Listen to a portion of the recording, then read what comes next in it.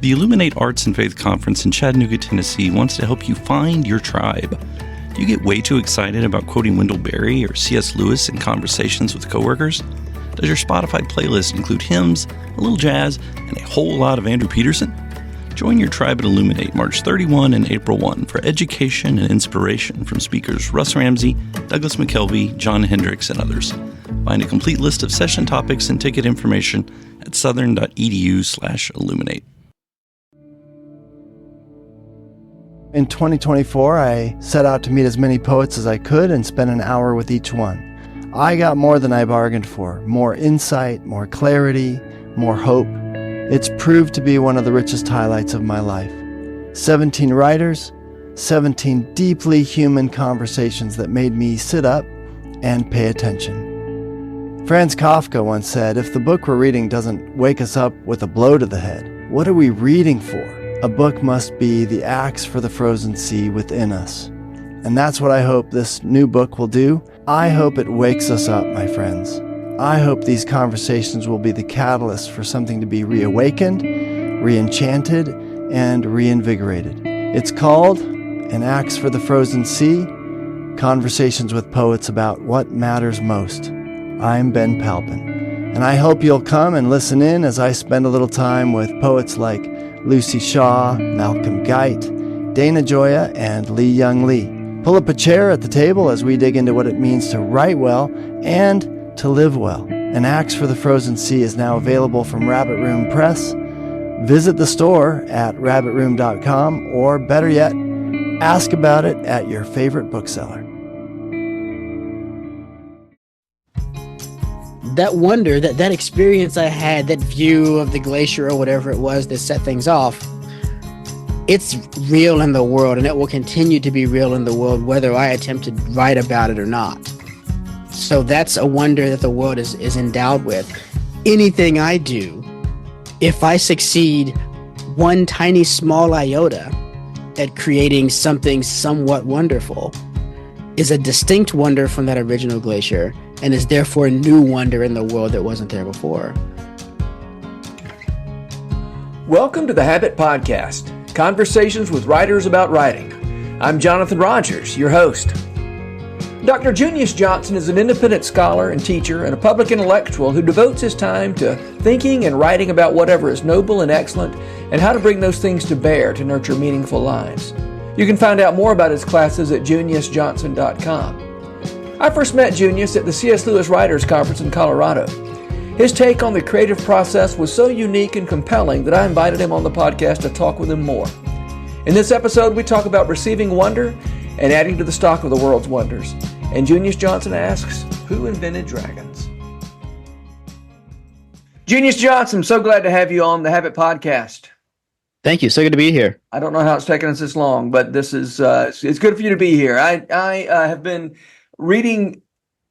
Well, I heard you give a talk in Colorado Springs at the C.S. Lewis Writers Conference a few months ago, and just reminded me of just how much good thinking you're doing, how much good stuff you're doing. You're doing a lot of teaching online, but I've been reading your pieces from the Cultivating magazine. What's Cultivating called now? Is it still called? Yeah, the magazine itself is just called Cultivating. Yeah, so I've been reading your pieces in there, and so much good stuff that I want to talk about. And where I want to start is you have an article from a few months back about asking the question of who's the author of The Dragon. And obviously it's not helpful to try to figure out the name of a person who invented the dragon. It was Bob. Bob did it. Yeah, Bob. Okay.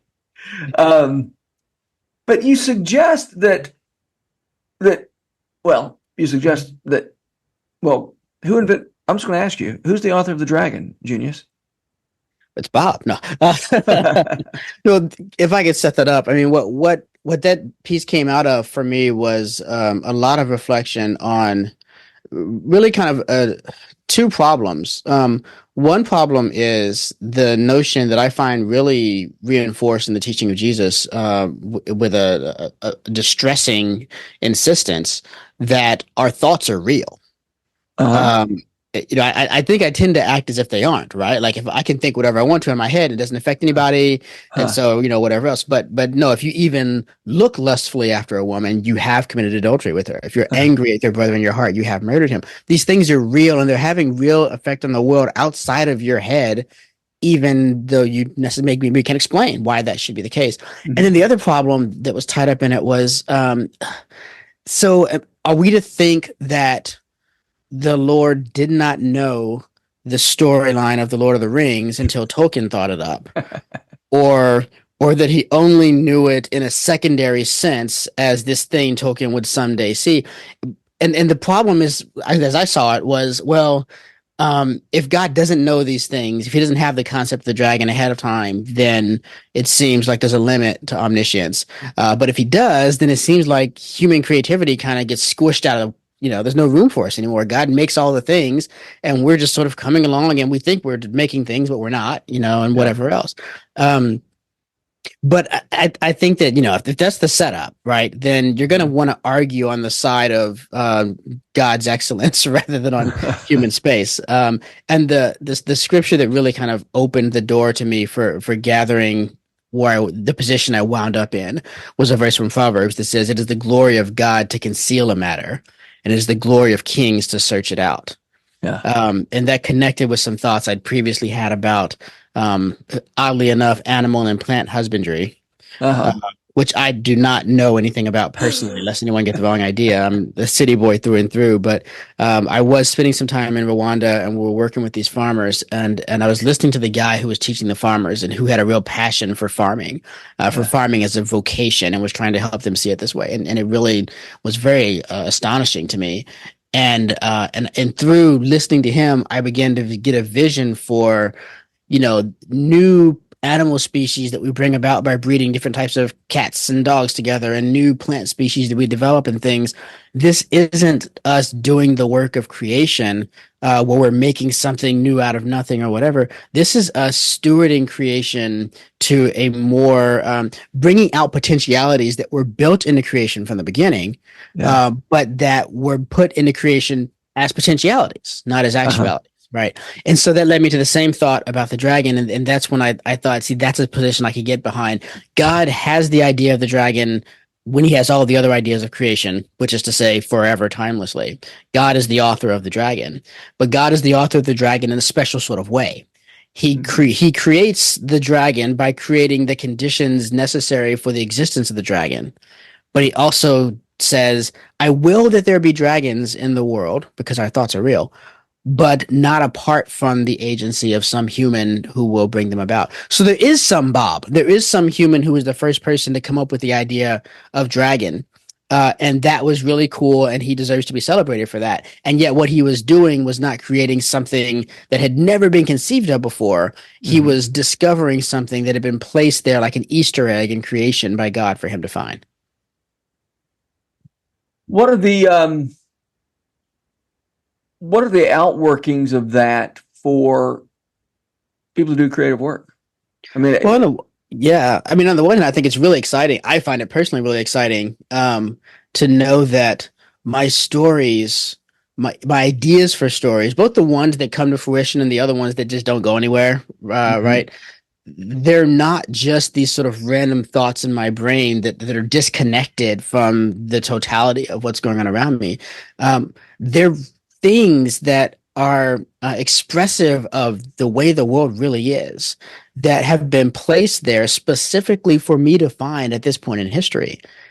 I'll think of it like this, if I had unlimited time and energy, I would spend so much time creating treasure maps and scavenger hunts and all this other sorts of things for my children to go on. Yeah. I would seed their world with little surprises around every corner, so that they would just always they would just go from wonder to wonder every day, right? The realities of finitude mean that I hardly ever do it, but my heart's in the right place, I guess. Well, those limitations don't exist for God. He's capable of actually doing that. So I imagine that feeling of coming, hunting on Christmas morning, following a clue that my dad gave me, going down the hall, and then discovering this present, this unhoped for present lying there. That's what happens when I have a new idea for a story hook. That's what happens when I see a new character that I want to build a world around and that sort of thing. Yeah.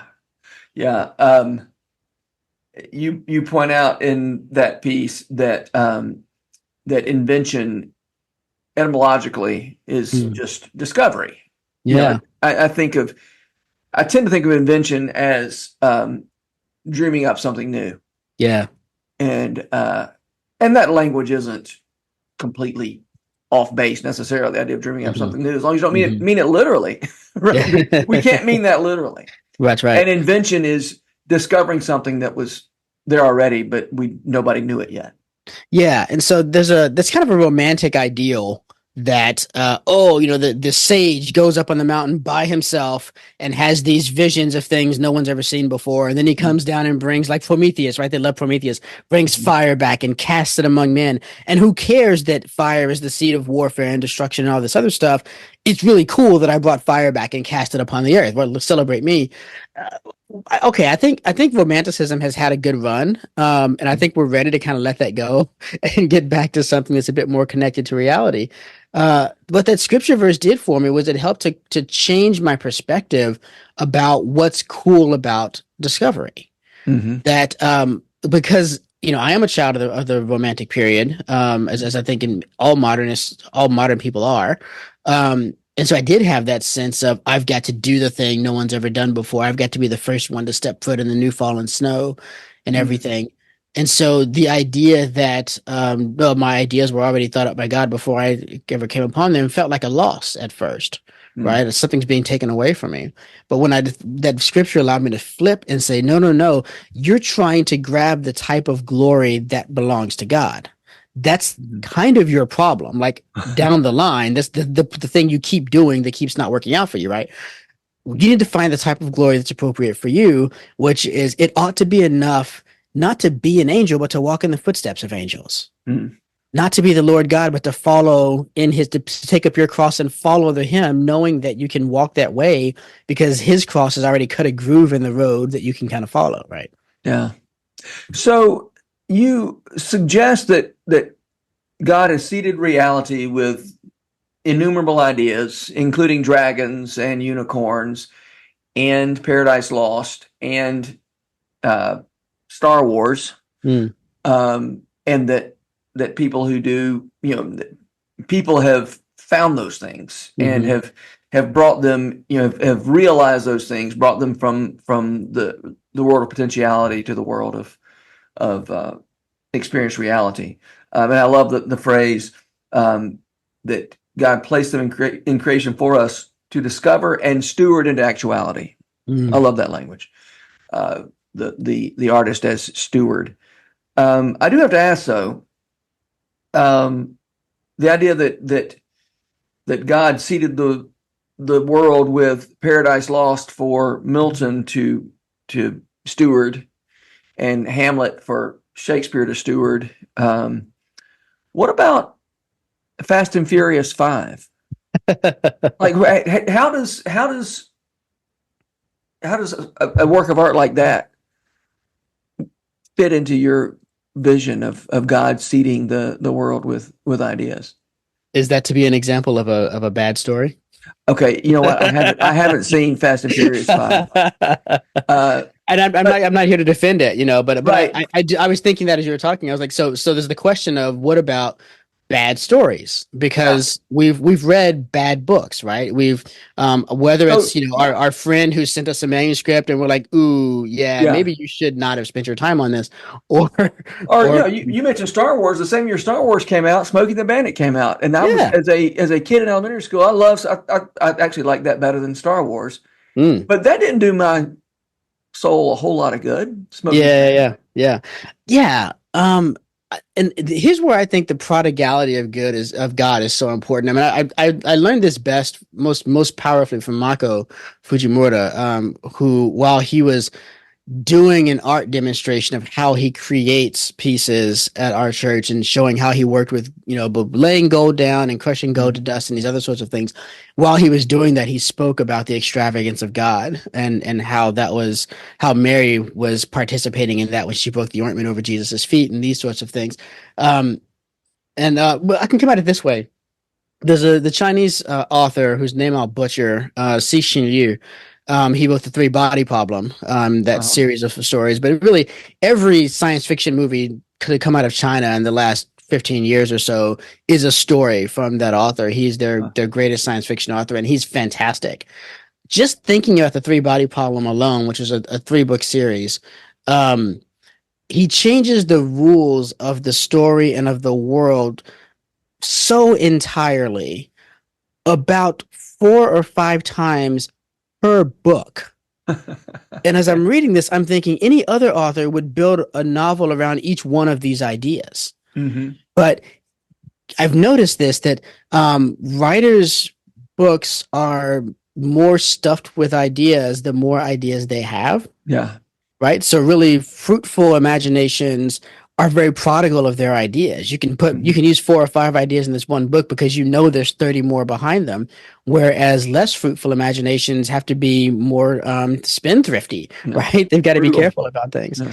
Okay, so once again, the infinity of God is at play. God is infinitely prodigal. He's got, I don't know how many trillions or trillions of stories at his disposal to tell just in this one creation that we exist in, never mind other possible worlds that he might have created or might create someday or whatever else.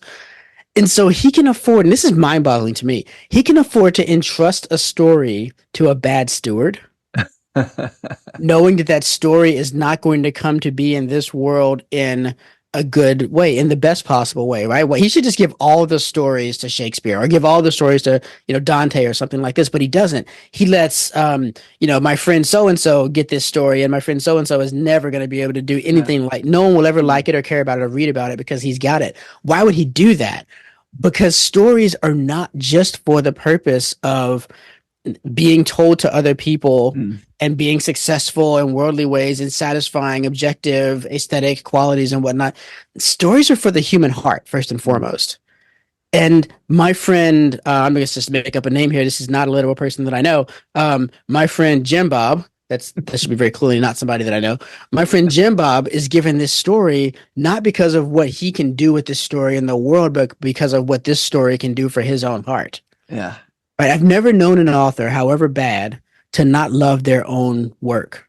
Yeah. And there's a kind of this, right? I mean, all of us writers know this. There's a special tender relationship between us and our stories that is like a mother's love for a child. And that can exist even for a very bad writer.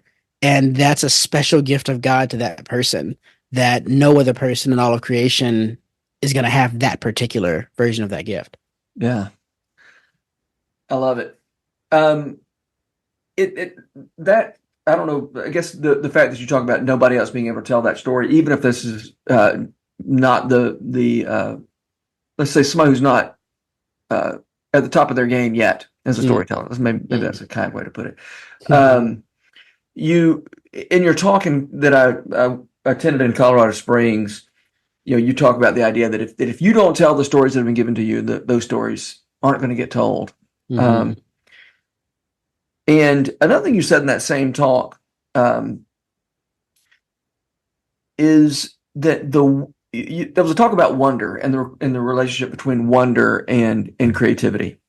And an important part of doing creative work, as you suggest, is receiving putting yourself in a position to receive wonder, to be awake to it, have your eyes open to it. But I love a point you made that it had never occurred to me before. You said the wonder that you create is not the wonder that you first saw. Yeah. So the wonder you receive is a starting point, and it's a super important. I mean, I don't know if you said this or not, but it maybe is a necessary condition of doing good work. I mean, I think it probably is the ability to receive wonder that you didn't make, that exists without reference to you. Yeah. But you said something that I would have never thought to say before, but I think it makes a lot of sense, that we aren't just wonder transporters or wonder exhibitors, but rather we take that wonder and we do something else with it. And in so doing, have added wonder to the world. Yeah, that's right. And this is, I said this to them, I was trying to encourage these writers.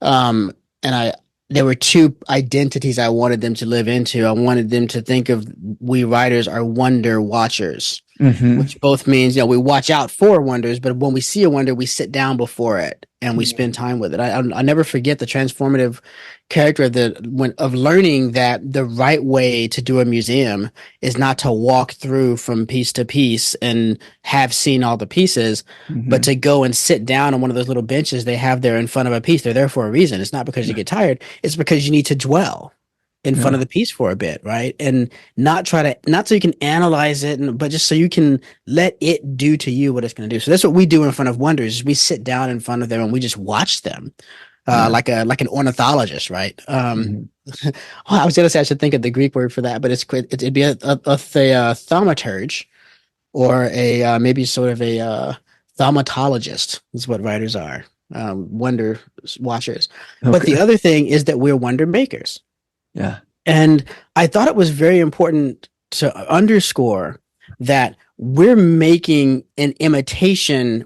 It's after making that we do what Tolkien would say. We call it subcreation. We're making an imitation of that original wonder. We see it. It does something to us on a variety of levels: intellectual, affective, every part of the human being, and we're changed forever for having seen it and spent time with it. But I can't show you it as it is. What I can do is create something that will try to give you a window into my experience of that wonder. And so it will be something different than what I saw originally. And that was meant to be encouraging because every writer is aware of the reality, even the necessity, the ubiquity of failure. The gap between what you set out to do and what you actually do is not eliminatable. Right? It's ineliminable. I keep making myself say that word. That can be really frustrating if you come at it from a certain point of view.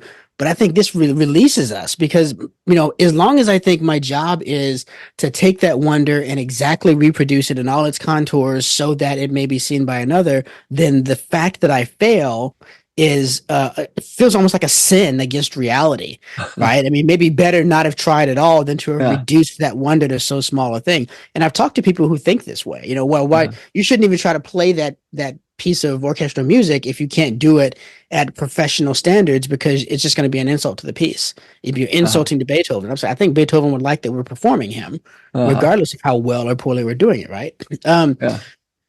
But so this insight allows us to recognize that that wonder, that experience I had, that view of the glacier or whatever it was that set things off, it's real in the world, and it will continue to be real in the world, whether I attempt to write about it or not. So that's a wonder that the world is endowed with. Anything I do, if I succeed one tiny small iota at creating something somewhat wonderful, is a distinct wonder from that original glacier, and is therefore a new wonder in the world that wasn't there before. Yeah. The stock of wonder went up a little bit. Yeah, exactly. The sum total of wonder is increased. And so, yes, we fail, and maybe we fail spectacularly, but it's worth creating because we're still adding to the overall beauty of the world. Yeah. But it's failure. Maybe I shouldn't say only, but just for rhetorical purposes, it's failure only insofar as if the purpose is to recreate the iceberg or the whatever it was you said, the glacier. Well, I can't make a glacier. Yes, true. And so no wonder. I mean, and I also can't. There's all kinds of things I can't do. But I think it's really helpful to say that incremental addition. Yeah, I can't do glaciers. That's just not something I can do. Yeah, but I can maybe write a poem about it. Yeah, writing is a vocation. Yeah. And God never calls anyone to do something that they're not equipped to do. Whom he calls, he also equips, right? Yeah. There's the failure of I can't make a glacier. There's also the failure of I can't fully say to you what the glacier meant to me. Yeah. And that one hurts more. Yeah. Right. Because I feel like my job is words, and yet I can't say to you what I'm trying to say to you. I'm fundamentally failing here. But the calling of writer is neither to make glaciers nor to fully tell someone else what the glacier meant to me.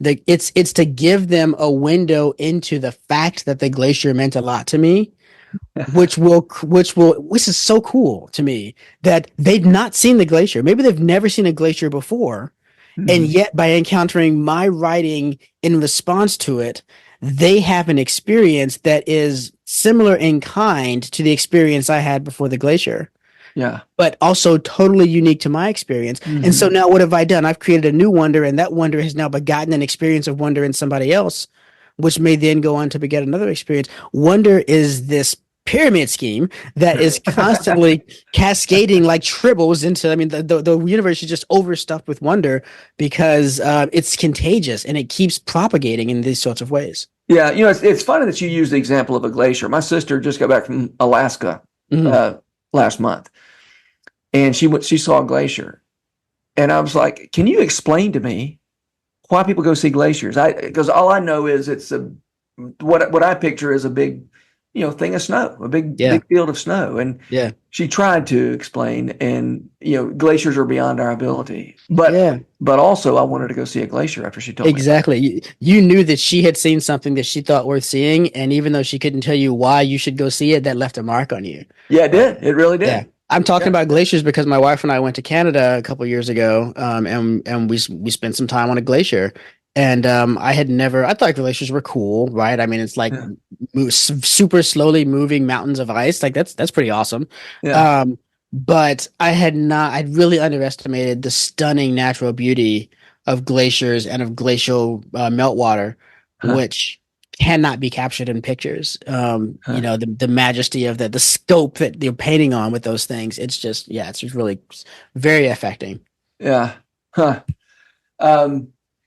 I'm looking at my notes from your talk, and this is the last thing I want to bring up from your talk. But I'm gonna need some help because I'm not sure I got my. When I go back and look at my notes, they're very unreliable. They're worse than my glacier descriptions. So I oh, it's funny. I mean, actually, the nature of this quotation, or this nature of this thing I wrote down, speaks to its own significance. You said writing it down, whatever, I'm not sure what the antecedent of the pronoun it is, an act of hope. You're hoping that you're wrong about the idea that it wasn't worth writing down. Did I get that? I mean, am I close to your idea? Yeah, I was addressing that experience of people who write something and then they're ashamed of it because it's just so short of what they hoped it would be and whatnot. And you might even think to yourself, well, I hope nobody ever sees this, right? I keep this journal, but I hope that nobody ever sees what's in the journal. And I'd want to say to somebody like that, then why do you write it down? If you really hope that nobody sees it, you wouldn't write it down because that's the surest way to make sure that nobody ever sees it, is not to put it into a durable form. Yeah. So the very act of writing it down, at the very least, expresses somewhere in our soul, there's the hope that, you know what? I feel like no one should ever see this. I feel like it would be abusing humanity. It'd be a war crime to show someone this thing. But I'm going to write it down because it's just possible that I'm wrong. Yeah. And if I am wrong, it'll be there and somebody will see it and will be able to judge that. Yeah. Or again, why don't you burn everything, as soon as you write it, or in your will order that all your, your hard drives be erased and all your writings burned or whatnot. Well, but maybe somebody will look through that stuff and find something worthwhile. Yeah. We believe, we write out of hope. I think we always write out of hope. Yeah. Wow. Okay. All right. While we still have a little time left, I want to talk about another piece in the Cultivating magazine that you had last September. And you talked about the idea that the blankness of the blank page is not the blankness of nothingness, right? It's not in the beginning God created. It's not ex nihilo. Mm-hmm. It is the blankness of potentiality. The blank page is pure potentiality, but also if none of those potentialities are realized, they just remain something that could be, but are not yet. And I guess we've already been talking about these ideas a good bit, but you may have something to add to that idea. The blank page is, people talk about how intimidating the great blank page is, but that's also the only place there is to start. Yeah, that's right. I mean, if the page isn't blank, then you don't have the right to write on it. If I come across a non-blank page that you have been writing on, that's your story, and I can't just add what I want to it, right? Um, maybe I can write fan fiction about your stories, but that has to be another page. I've got to start with a new blank page, right? Um, you have to clear space for art. Um, maybe this is a place I know you've talked about liking this example, and I think it's really remarkable, and we need to share it as wide as possible. Back in the early days of the church, there were these big urban centers, Rome, Constantinople, especially above all Constantinople, and the big cities of Asia Minor. And they were, as today, the cities were hotbeds of every manner of vice and distraction. It's the big, crazy, wild city life and the rush for position and this sort of thing. And there are a lot of Christians who began to feel disenchanted with that and to feel that that was really inconsistent with the call of the gospel. And so they did the darndest thing. They went out into the wilderness. And they went out into the wilderness, and this is in the inhospitable wilderness of Anatolia. I mean, it's deserts, it's rocky, it's all these sorts of things. And they went out there to get away from people and to get away from all of the vanity fair of the world so that they could focus their hearts and their minds and everything that they were on loving God. And they felt that it was, this is the really hard thing for us to pick up on today, I think, is they saw it as a way of serving their neighbor to go out alone into the wilderness, because there they would pray for the church and they would pray against the power of demons and things like this. And so they would seek out these desolate places that were barren and could barely sustain life, so there'd be no pleasures or anything like that. But then what would happen is they would start to group together, and they would create these monasteries, and then in the monasteries they would work to beautify the place where they were. And the monasteries became oases in the wilderness. And so then all these people who'd gone out to be alone into the wilderness, all of a sudden people hear about the monastery that's halfway between here and such place, and that they've got water and they've got good food and everything. And so all the roads kind of shift to go by the monasteries. And people are stopping by these oases and they're coming there. And what do they do while they're there? They participate in the prayers of the community. They ask for the monks to pray for their needs and whatnot. And so they go into the barren places for spiritual reasons, and they wind up beautifying them and making them no longer barren, making them fruit bearing. And I think that is such a powerful image of the work of the gospel in the life of an individual person, the work of the gospel in our societies. And it's also an image of what makers of all sorts, writers, painters, whatever it is that you make, of what we can do with blankness. Yeah. Right? The wilderness was the negative space they needed. The city was all written all over it. The city's a book written on the inside and the outside, right? Yeah. But out there in the wilderness, there was a blank page where they could write something that would be pure for the glory of God. And they sought those blank pages out at great personal cost. I love it. You said, I wrote down a quote from that piece. This was the unexpected discovery that the monks made, that asceticism can be a way of opening the door to greater beauty. Yeah, it's so fascinating that ascesis and aesthesis are so close, and so ascetic and aesthetic are so close together. It's not to say that all beauty has its roots in asceticism, but asceticism is one path to that. Yeah. And so the austerity of the blank page, of course, it's austere, right? Because it rejects every other possible determination in order to be available for you to determine what it will be. Yeah. I've been thinking some lately about the idea that every story is a sequel. And every story begins in medias res. Yeah. Yes. And I think that may somehow be relevant to what you're saying about the blank page, which is not truly blank.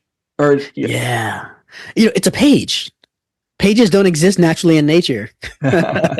Right? So that paper that comes to you blank, whether it be a physical piece of paper or the virtual new file of your Word document, it bears the mark of human hands. Yeah, it does, doesn't it? Right? And so you're traditioned from the moment you take up a page or open a document to write into it. And then what are you going to do? You're going to write using a language that you didn't invent. Using an alphabet that you didn't invent, using images that are conventional, that will, you're writing out of a culture and into a culture, and that act of writing conveys culture. It's how culture moves forward. We're embedded in a world, right? That's what worlds are, is a series of things that are related to one another in such a way that all of their relations can't be mapped because they're so intricately woven with one another and recursive and repetitive patterns and whatnot. It Yeah. means it's the butterfly effect, right? I mean, everything to be in a world is to be subject to the butterfly effect in that world. And so whenever we act, we're never acting alone and we're never acting on ourselves alone. We're always acting on the world and being acted upon by the world. And so it's a conversation, Yeah. right? Human action is a conversation. Writing is a conversation. And we get neither the first word nor the last word in the Mm. conversation. Yeah. And that should be enough for us. It should be enough for us that we get to be part of that conversation. Just we get a word at all is a miracle, isn't it? Yeah, exactly, right? Yeah. So about what you were saying reminds me of, you've probably seen I guess maybe there was it a book or an article about somebody who tried to make a pencil I don't remember this. and they just realized, I also saw a guy who made a toaster from scratch. And Wow. he went and somehow rounded up some ore and then smelted it and it wasn't a very good Wow. toaster. But Sure. even if he made that, it was an incredible undertaking to make a toaster or a pencil by Mhm. yourself. Yeah. But even when the guy makes this ratty toaster by himself, he's still got to plug it into a socket that's connected to a Yeah. to a His home. notion of what a toaster should look like and how it functions is not his own. Yeah. It was invented. Yeah. It was found. It was discovered. And that's what a lot of times, I think a lot of good writers start with fan fiction.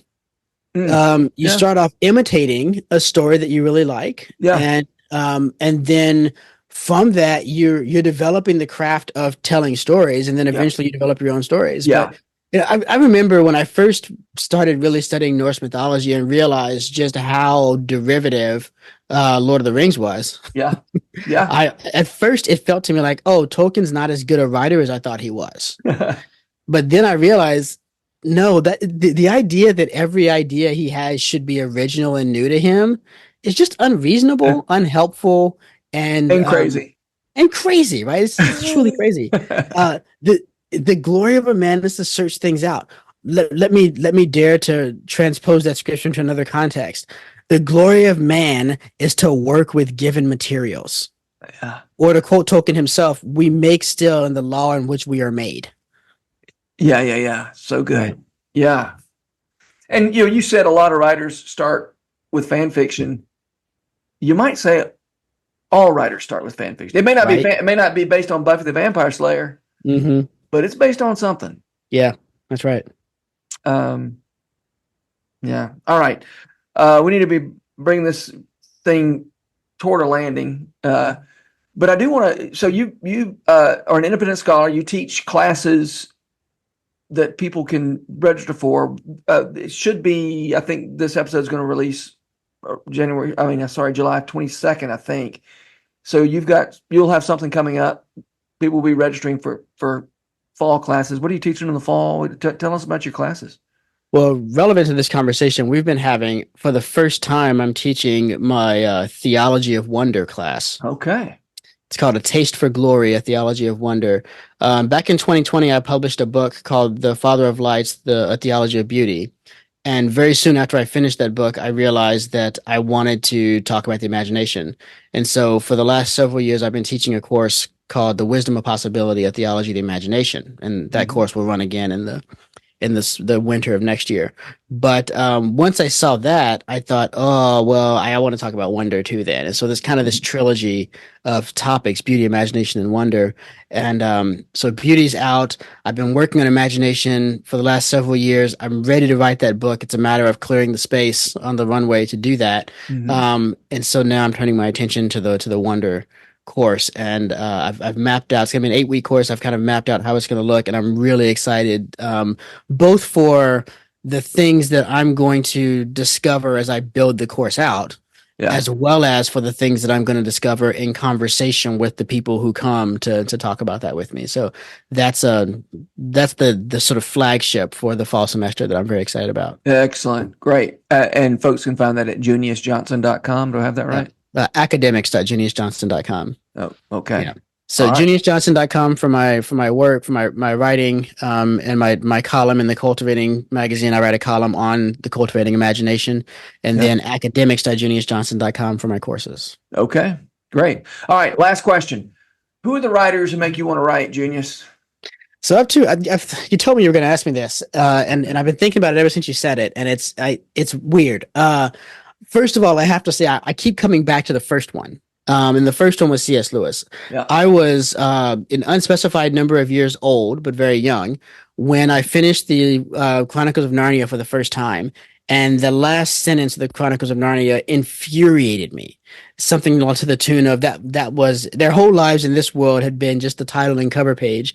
And now they were beginning the first chapter of the story that never ends, where each chapter is better than the one before it. And that idea of a story that just amps up forever, the all rise story. I was so enraptured by that idea, and I thought to myself, I want to read that story. Where's that one? And I went to my mom and I said, Mom, I just finished the book. And she's like, how was it? And I was like, I'm mad. Right. And I explained to her why I was mad. And she said the most important thing she ever said to me then. She said, well, why don't you write it? And I said, you know what, I will. So I began writing as essentially in a huff with C.S. Lewis. We're like, I'll show you. I'll go write that story. I've stopped trying to write that story now. I now understand why Lewis didn't try to write that story. It was fan fiction. Yeah, but that's right. And at first I thought, okay, so I got to write about, specifically what happened to the Narnia kids. Then I thought, I have zero ideas. Okay, I'm going to write other stuff and write my way up to writing that story about what happened with the Narnia kids. And then I learned everything I needed to know to not undertake that project. So I kept coming back to that. He's the first person who made me want to write. And then the other part of my answer is, a great cop out. Maybe all good answers are cop outs. Which is whoever I just read. Yeah, right. Right. Not every book makes me want to write, but every good book makes me want to write. Especially when I read something. I've just recently read A Face Like Glass, which has got some very imaginative ideas in it. And Spinning Silver, Naomi Novik, really, really clever take on the Rumpelstiltskin trope, with lots of really cool ideas in that. And what happens is you see them, they throw these ideas out that you haven't seen before. And then, of course, you have to take it in a specific direction or you wouldn't have a story. That's the vice of all writing, right? Is that you've got to make decisions and rule out a bunch of great ideas. I begin to see other directions they could have gone, and that sparks other ideas in me, and that makes me want to write more. Yeah, I just heard a story on some podcast a couple of days ago, and I thought it was headed in a certain direction, and then when it didn't, I thought, aha! Since it didn't go, just exactly what you said. It didn't for me. Do what I thought it was going to do, so I'm going to go do that. That's right. Yeah. Yeah. I got a question about your mom. When she said you write it, did she mean it? She did. Yeah. Yeah. She did. You grew up in a bookish family? Yeah.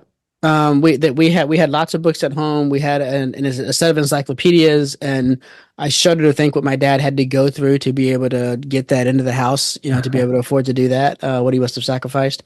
And every year, or a couple times a year, when the old Scholastic Book Club came through the school, and I would go through the catalog and I would mark up, I'd circle everything that I wanted, and I'd take it to my parents and I show it to them, and they would be like, that's too many. Yeah. And they would say, you can have $50 or whatever the number was, but it was always a number significant enough for me to get at least half a dozen books. Yeah. And I would do that. Right. And so over time I began to learn how to negotiate and sort of temper my first ask. So I could say, okay, if you give me just $5 more, I could get 2 more books. Right. And they took me to the public library all the time to check out books. It was very much encouraged that we read. My mom read a lot, all trashy romance novels, but she read a lot. Yeah. That's just kind of who we were. Yeah. Well, Junius Johnson, so fun. Thanks for being here. Hey, man, this has been great. Thanks. Yeah. Let's talk again soon. Take care. All right. The Habit Podcast is brought to you by The Rabbit Room, where art nourishes community and community nourishes art. You can support their work, including this podcast, by becoming a member. Visit rabbitroom.com/membership. Special thanks as well to Taylor Leonard for letting us use her song Diamonds as the theme music for the Habit Podcast. You can learn more about Taylor and follow her work at taylorleonard.com. The Habit membership is a library of resources for writers by me, Jonathan Rogers. More importantly, The Habit is a hub of community where like-minded writers gather to discuss their work and give each other a little more courage. Find out more at thehabit.co.